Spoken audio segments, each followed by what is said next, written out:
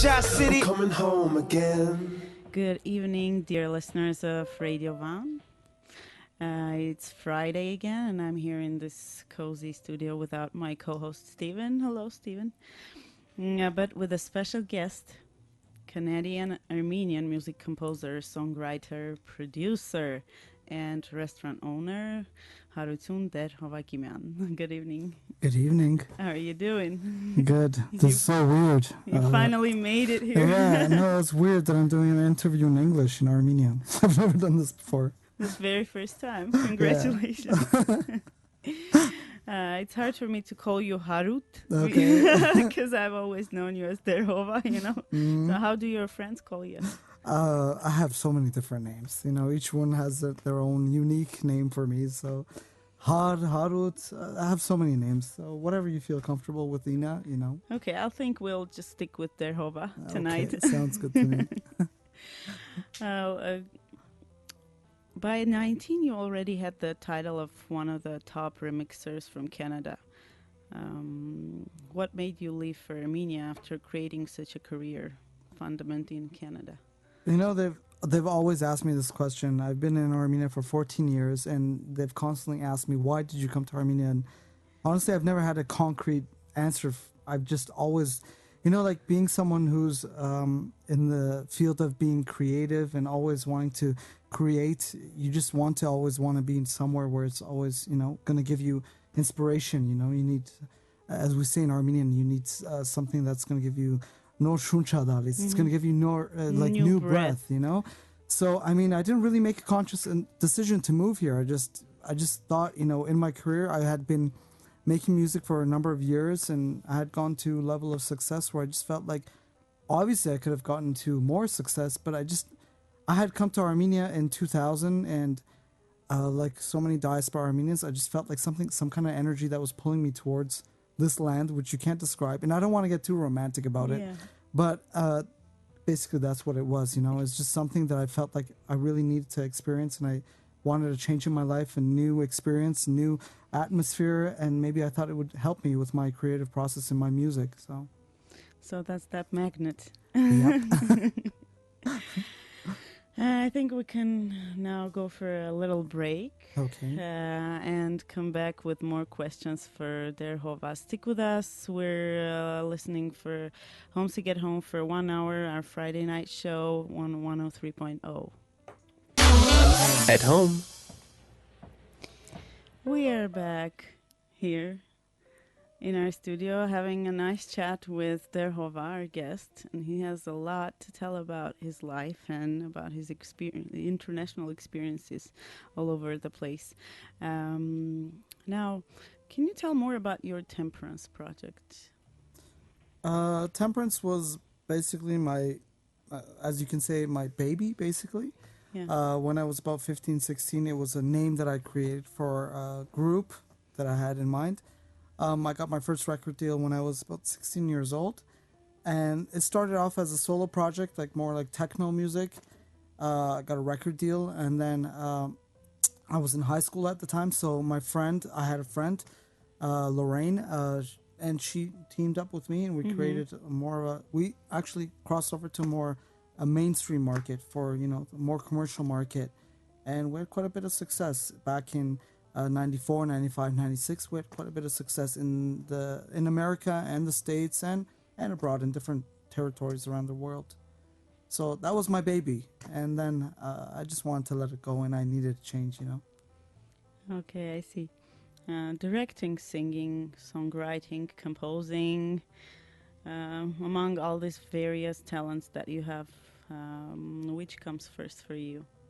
Deep inside you, which is the music, composing. I mean, production, composing. You know, producing things that I've composed is special for me. You know, but most of the time I do produce other people's compositions. It's not really for me. I mean, I do it. I enjoy it. Obviously, I enjoy it, but it's not. I don't put all my heart into it, unfortunately. You know, when you create something that's your own, it's not your baby. Yeah, it's not my baby. So when it's my baby, I love it. You know. Recently, I directed a music video for the first time, and you know, like I don't want to.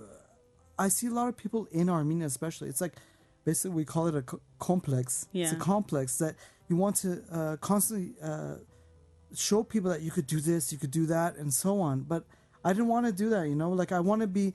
I'm very, very, as they say in Armenian, katimas, you know. Yeah. You know, like Hair in nose the hair. nose. Basically, meaning you're very picky, you know. And I don't like to do something that's not. I'm not 100% sure of, you know. And I'm very much a perfectionist. So I wanted to be sure that the music video was going to be good, and that's why I decided that I was going to do it, or else I wouldn't have done it. So I enjoyed it. You know, I need some kind of stimulation in my life because I've been making music for over 20 years, and I really want to do things on the side. But again, obviously creating. You know, anything that involves creating. So I enjoyed it, but basically my baby is making music. You know, composing and producing. You have worked internationally and collaborated with such a wide variety of artists. Mm-hmm. What have you found most helpful in beginning a creative relationship kind of thing? I've been fortunate enough because I signed my record deal when I was 16, 17, and I've worked with all the major record labels like BMG, Sony, Universal, and there's been so many offers to remix a lot of artists at the time. You know, at that time it was just basically everything was very official. The record company would contact us and say they want a remix. Whereas now it's just everyone can make music on their own. You know, they can make music at home and so on. So I mean, so much has changed. So much has changed over the past 20 years, and I've seen it all. I've witnessed it all. So you know, coming to Armenia and creating here, and like I said, over time, so much has changed. So I can't really. I don't know what I could actually answer your question. You know, concrete. I have no answer to it. Well, there is another question coming, like as an addition to what you just said. What was your first impression of Armenia over the years? Have your impressions changed? You know, there's one thing that I find very intimidating is the fact that, I mean, I have no musical education, and a lot of people who compose music and produce music in North America don't even have musical education, you know? Whereas, True. like, so many people in Armenia, and almost every household, you can find someone who studied music. And it's pretty intimidating, you know, because they have the education and I don't, and I feel kind of bad that I don't have that education. But at the same time, it's given me a drive to work towards making something even better, you know, to do things that are gonna, you know, they're gonna like, and so many people are actually surprised that I don't have any education in music, you know. So it's one thing I can say for sure is when I get the question constantly, don't you regret coming to Armenia? I would never regret it. That's I've been one here. of the standard questions. Yeah, it's this very standard question. I've been here for 14 years. I've never regretted it. I've learned so much being here, not only in my music but as a person. I've grown so much. You know, I've learned to be more patient because I was very impatient before, and you learn to become patient in Armenia. You know, you have to say, okay, it's okay. Okay, you know? okay, whatever you say. Yeah, exactly. So, no, as a person, I've grown a lot, and in my music, I've grown a lot, and I've had quite a bit of success here, and I'm really happy with it. Oh, this is great to hear. And can you tell me what is your most terrifying childhood memory? Good question. Yeah. I don't know. I can't really say. Take your time. I'm trying to think of what it could possibly be. I mean, I'm very much a stage person, but at the same time, I fear it. So, people who know me, like my relatives and so on, I'm remembering a project I had done here on the state TV channel called Yergo, which was basically two stars, someone who's a singer and someone who's not, Yeah. and they team up together and they basically present a song every week. And it was basically, for me, it was just very, you know, like very shocking and very frightening because I don't like the stage, but at the same time, when I'm on stage, I put all my effort into making it the best. So even my relatives were surprised that I could be like that because they know me as a person. I'm very frightened about. I'm not a very social person, and I'm very, you know, reserved. I like to keep to myself. So being on stage is completely opposite for me. So I've come over that fear. Being in Armenia, I've gotten over that fear. So I think that's so one of my biggest fears. Armenia helps you to fight with your phobias. Yeah. Well, but does that fear like last for the entire period of time while you're on stage, or is it like the very first moment and then as soon as you start it just goes away? Because there are a lot of people saying that as soon as I start to sing, then it goes away. No, I don't know. Actually, I don't know. I have a drink before I go on stage, and unfortunately, You have or you haven't? I'm not. I don't. I really don't like alcohol, but on stage, when I get on stage, I really need a bit. So, and then I'm okay for the rest of the time, I think.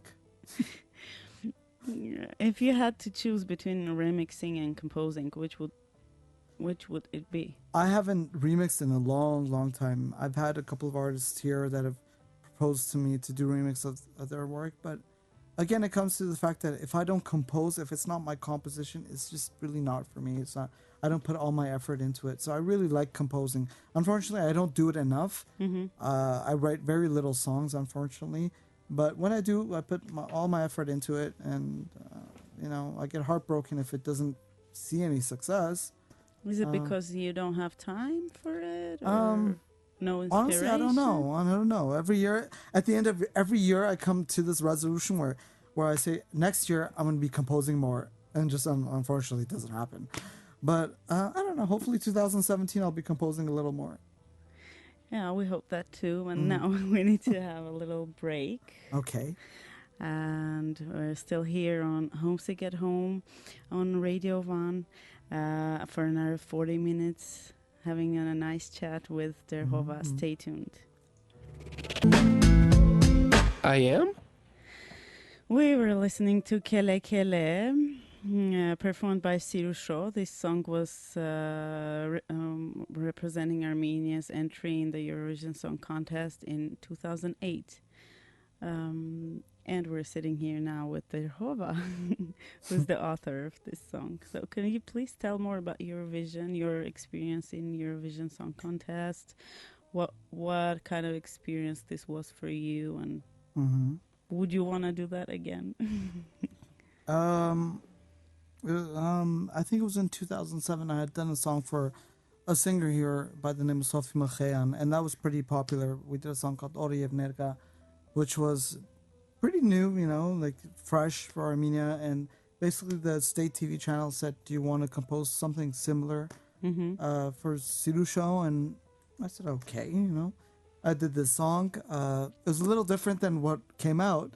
It's a very complex song, it was a very difficult song than what it came out. And we minimalized it, and that's what came out afterwards. So when I listen to it, it's very different than what I composed, It's very more basic than what I did. Mine was pretty complex. As a song, it was very difficult, actually, for a singer. But we kept it very catchy and very simple, and Eurovision got a lot format. of success. Yeah, exactly, Eurovision format. That's about it. I've done a couple of other songs for other artists that have participated over the years, and they've presented the songs. Unfortunately, they didn't pass for. I don't even want to get into that issue. yeah. There's so much corruption around these things, especially Eurovision. In every country around the world, there's a lot of corruption involved. But in any case, I've enjoyed it. I didn't know about Eurovision until I came to Armenia, so I learned about it when I came here, and it was interesting. They don't watch it much in Canada, right? No, they don't really know it in Canada, not that I know of. So, what about the Junior Eurovision? Junior Eurovision, no, they don't know about it either, but I've composed songs for different singers over the years. I also produced a song for one of the singers, Vladimir Arzumanian. He won in, I can't remember which year it was, 2011 or something, 2010. He actually won it that year for Armenia, and that was a song that I produced, so that was fun. Great. I know what kind of contradicting experience that is. But it's growing experience for sure, I think. Of course. After Kele Kele, I've made so many contacts throughout Europe with so many composers, and over the years they've always said, let's collaborate. I've kept putting it aside, but I keep saying, okay, we'll do it. And I still have contacts with them, so who knows, maybe we'll do something. You should do it. Who knows, maybe Why we'll not? do something. DerHova, do you remember your dreams? My dreams? Yeah. What usually happens in them? There's so many weird dreams. I'm trying to remember my last one. No, they're just all over the place. I can't. They're definitely not connected with Armenia or my music. Just more personal things, I guess. I have no idea. Yeah, this is what we're trying to do, to reveal your personal side. I'm trying to remember, but I can't remember. Honestly, I can't remember. Okay. Yeah, I can't remember. Do you ever feel out of space? Out of space? All the time. I feel out of space all the time, you know? Like, even with my friends and everything, I just feel totally disconnected. I feel like I'm not from here. I don't know what to say. Why not? This is something good. It's a good thing, but at the same time, it's not, it's very dangerous. You really have to be connected with where you are. In this century of Facebooks and Androids and I try to keep social myself a little, media stuff. I'm into it, but at the same time, I try to be a little, I try to control myself. I'm very cautious of what I do. So social media and, everything for me is, I want to know the purpose of why I did that, Everything I do, every step I take, I want to know, am I sure about this? I'm not the kind of person where I do things and then I think about it. Should I have done that or not? So, very, very careful, cautious. I'm grown up. I'm a little grown up now. So, who are your biggest musical influences? My musical biggest influences are a little all over the place. There's so many people that have been my musical influences in the past that are not anymore. So it could definitely be something, it's just out of the moment. It could be something that my influence right now, someone who's put out a great album that I like. In the past, it's been like Peter Gabriel or bands like Depeche Mode and so on. But right now, I can't really say that there is. I'm just all over the place. It could be music, Armenian music. It could be Khachadur Avedisyan and so on. I like music in general. I like all kinds of music. I like rock. I like dance music, like techno and all kinds of different dance music. I love pop. I don't listen to pop, but I love creating pop. The whole idea of creating music for the masses, creating music that's going to be liked by everyone. I really enjoy that. And that was my biggest goal. When I came to Armenia, and there was a lot of Russian-influenced music out there, and everyone was listening to Russian music, and the fact that I didn't understand the language was just really annoying for me. So basically, my whole idea was to create music for the masses, to create something that everyone could understand, Do you still not understand? No, over the years, it's just, I love innovating. I really enjoy creating new things. But over the years, unfortunately, it's become a little boring. I mean, at one point, there was a peak in pop music in Armenia, 2008, 2009. Up till that point, it was really interesting. But unfortunately, things have changed. I can't really say why it's changed, but things have changed. Those musical artists that were doing so many great things have just disappeared. And people are now, unfortunately, creating music to just basically make money. Mm-hmm. And it's not for me. I mean, although I like making music for the masses, I don't really understand. I can't really accept when people just make music just to make money. And unfortunately, a lot of the artists right now are just making music for money. Yeah, right here, and there's right so now. There's so many young artists that are just great vocalists and musicians, but they don't have the financial backing, unfortunately. And you really do need money to get into the field of music, to make music videos, to make great music production and albums and so on. Maybe that's the demand. There's unfortunately, I don't understand. I'm friends with everyone in the field of music here, mm-hmm. and unfortunately, there's composers who say, this is what people demand, this is what they want to hear, so that's what I'm making. But I don't agree with that. I don't really have. I don't believe that people are that, like on such a low level. Unfortunately, they're all making low level music for me. They're all making music that's just basic for weddings and so on. Mm-hmm.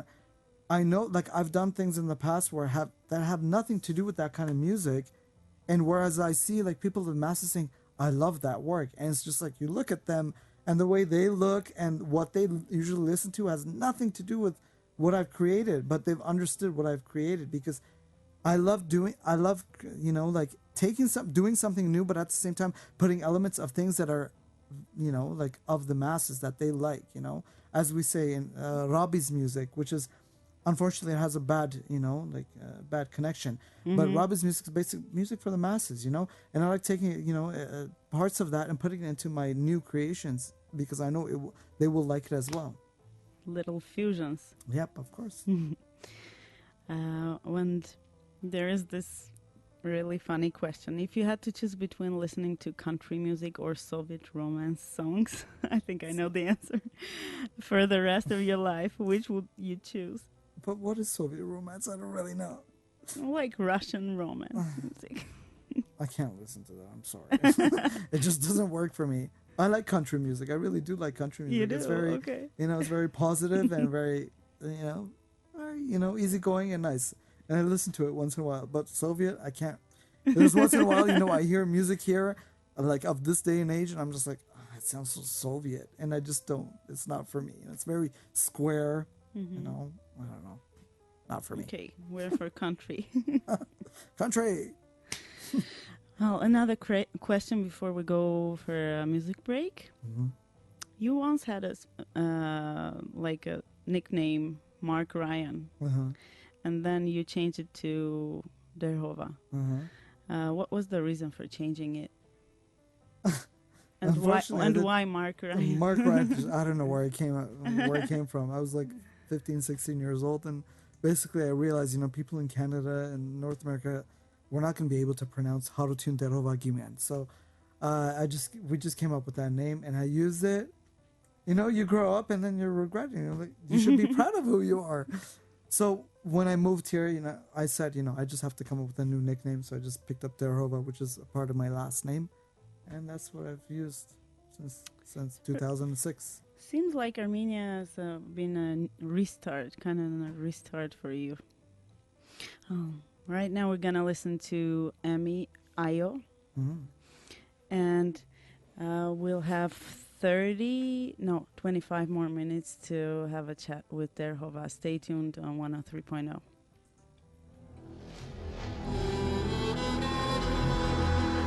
Back here, feeling kind of home with DerHova as our guest. How do you feel? I feel good. I feel good. I feel Is good. it really? Or do you feel uncomfortable giving an interview as just the way it happens with the stage? No, I actually enjoy interviews. You do like it? Yeah. Okay, cool. Whew. Also, there's cameras here, so it's a little... Yeah, there are. Like But don't forget about them. Okay. DerHova, where is your home? Do you miss Canada? I miss certain things about Canada because I was born there, so naturally I do miss things, but I don't think it's my home anymore. When I go back once in a while, I feel disconnected. It's not the same anymore for me, unfortunately. But at the same time, I can't say that this is my home. I do miss my home, my actual home here, when I go abroad, but at the same time, I can't lie. I really don't know where my home is. so whatever. So the title of our show, Homesick at Home, is kind of about you. Homesick or confused home. I don't know. Homesick. Home confused sick. I don't know. Whatever. When was the last time you were in Canada? Was it last year? Beginning of last year. But I was not here. I was in London like a few days ago. So when I leave, even if it's for a couple of days, I really do miss my home here. So I really want to come back and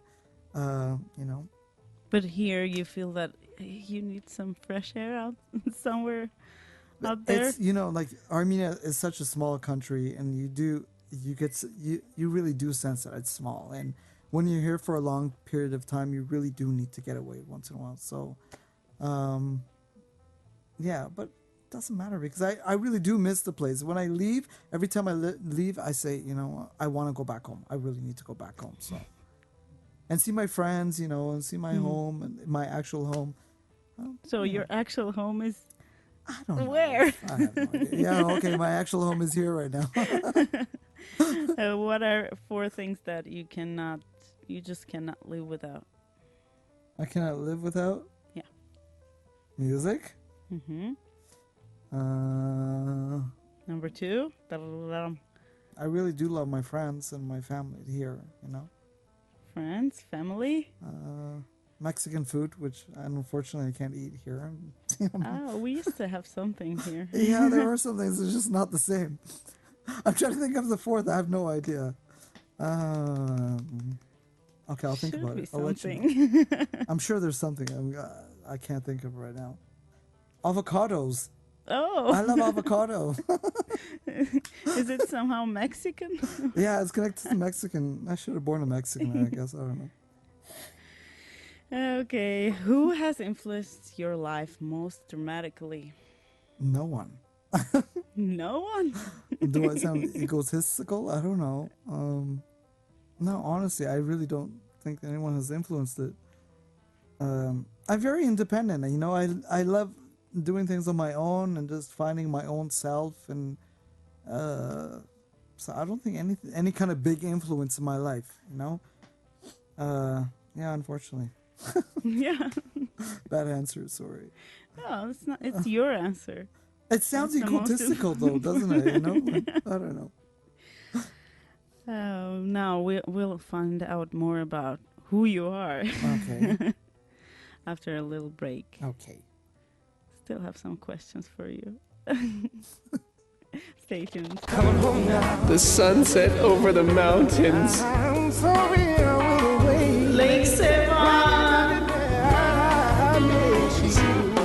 Homesick. At home. Homesick at home, and we have like 10 more minutes to go, and we're trying to find out more, a little more from DerHova, which is really, really hard. Yeah. Another question coming your way. What did you think was going to happen in your life when you were 19 years old? 19 years old. I'm trying to remember. 19 years old. I was actually pretty much at with my temperance project. I was pretty at my peak. Mm-hmm. So everything was really good. I really didn't know what was going to happen afterwards, And I've gone through different, phases of my life that are very disconnected with each other. After moving to Armenia, I think about my past. I'm like, that was actually me, and it feels so weird, So I really didn't know what was going to happen. I really can't think too much ahead. I know what I want at this moment. I really can't think of what's going to happen way in the future because so many things change so fast, in life, especially with this, with music and in this field of work. Whereas I don't work a 9-to-5 job and I'm not like a robot like so many people. Thank God. So, no, I really didn't know what was going to happen. I was enjoying myself. I was having a really good time in my life then. I'm having a good time now, even though I'm not creating as much, unfortunately. But yeah, no. Soon. Coming soon. If you could change 3 things in the world, any 3 things, what would those be? World peace. No, seriously. In the world, I don't know. I could start with myself. I wish I was a little more. I wish I would work harder. Mm-hmm. I wish I would work harder like I used to, because I look back and I know I was such a workaholic back then. I wish I could do it now. I wish my country was at peace. I wish the people of my country would love their country so much. And then of course the whole world. I wish everything would be so nice and nice and daisy. Whatever, I don't know. We start with ourselves. We gotta be happy, and people around me be happy, and it's so important for me. Like all my friends are local Armenians, and I made an effort when I moved to Armenia not to get into this cliche. It happens a lot, when people come from abroad, and they really just mingle with their kind of Armenians. Mm-hmm. And I really tried from day one not to do that. My first friend was jazz singer Artur Ispirian, and he introduced me to all these singers, and we became friends. And pretty much all my friends are local Armenians, and I really, really do care for them, and I love them with all my heart. You know, when I leave and I go abroad, that's gonna even bring me to tears now. When I go abroad, I really do think of them. I just really want them to be happy, and how I know how difficult it is here. But at the same time, I hope I can give them, you know, drive to be think positive, and to understand that not everything is so perfect out there. You know, it's not about how Armenia is really bad and everything is so perfect outside, because nothing is perfect outside. That's for sure. Of course. So, you know, like, I try to keep them grounded and make them realize everywhere has their good sides and bad sides. You know, it's not as bad here. You know, you just have to, you know, there's certain. I understand what's bad. I'm not, you know, like, I don't block it, and I realize that. So, you know, I really care for my friends, and I want them to be happy. You know, and that's really important for me. Thank you. And where do you feel most comfortable? Is there anything specific you do at home to create a comfortable atmosphere at work? No, my home in general is really comfortable for me, because my studio is at home, so I try to create an atmosphere that I really feel comfortable with. And so what is that atmosphere? I don't know. Lights on, off, I don't know, silence, music. I Well, do music, like of evenings. I don't like mornings that much. Mm-hmm. Yeah, there's always got to be music or something, you know, in my house. People around or alone? No, I don't like people too much. So, I like my space. Good music. I don't know. I really do love my home. It could happen. Unfortunately, this sounds crazy, but I could be at home for like over a week and not leave the house and not even realize that I haven't left the house, because I feel so comfortable in my zone. In you your know? own world. I feel good. Yeah, I feel good there. So, thank God, you know, I've created that atmosphere for me, and even my friends, when they come over, that, you know, they feel good in my house. So. That's what I was gonna ask you. Yeah. Do your friends visit you? Yeah, they visit me, and, you know, they love just lying around and saying, "Oh, I feel so comfortable here." Yeah. Your aura is good. Yeah, my aura. That's good. You're a part owner of the Yerevan restaurant, Charansi 28, Ksanut. Do you think you'd ever be in such business if you stayed in Canada? And can you tell more about this place? No, I don't think it ever interested me to get into restaurant business. The whole idea of maybe a lounge or a bar, yeah, but not a restaurant. But I had my friends who had also come from Canada and from Greece, who said they were thinking about opening a restaurant. This was back in 2008, where there really was no variety in the city. It was basically like, when we would go out, we would say, you know, where should we go out to eat? There's really nothing for us to eat. And it wasn't necessarily about being Western Armenian food or things that we knew. It's just, the variety wasn't there. So we thought that was the whole idea. They thought about creating a restaurant, and they said, "Do you want to take part?" And I said, "Sure, why not?" And we did. It took a while, maybe a year or two actually, for business to pick up. But over the years, we've luckily created. We have clients that are very dedicated, or you know, they always come. We have a different kind of clientele, where it's like, you know, ambassadors and politicians and musical artists and actors and so on, because it's a little off the center. I mean, it's in the center, but it's still off. So it's very secluded and very cozy, and the design is a bit different, right? Yeah, From the design, standard especially back then, whereas everything was like mirrors and gold colors, and so we kept it very minimal. And it was a house; it's a 2-story old house. It's like a holiday house. So yeah, so we kept that, and luckily we've had it for 8 years now. 8 years? Yeah, 8 years. Yeah, it's something for me to. Whenever I want to get away from music, I just go there. I'm like, okay, you know, let's, you know, get busy with this kind of work for now. And so it's a great way for me to, you know, get into a different thing when I'm tired with music. Do you get tired of music? No, I don't. I lied. I love music. If you had to go to a deserted island for the rest of your life, what is that one thing or one person? Who is that one person that you would take with you? That's a little personal. It has to be a person or a thing? One thing or one music? No, or one person? No, person. Person would be nice. I like being alone, Who? but no. Who would that someone. be? Someone. someone. Okay, you have that someone in your mind, but you're not I gonna do. tell. No, I won't. Okay. Hello to someone. Okay, we enjoyed this evening with you. Me too, Mina. I hope that you enjoyed yourself here, Yes, I did. drinking your cup of water. I'm practicing my English. I was starting to forget my English after being here for so long.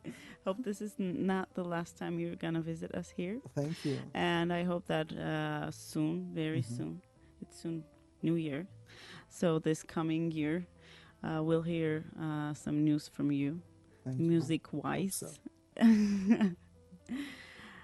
Stay tuned. Tonight we're gonna have an open night with Setup. And this was Homesick at Home show on 103.0. We're gonna be back next Friday with someone new. Good night. Good night. Radio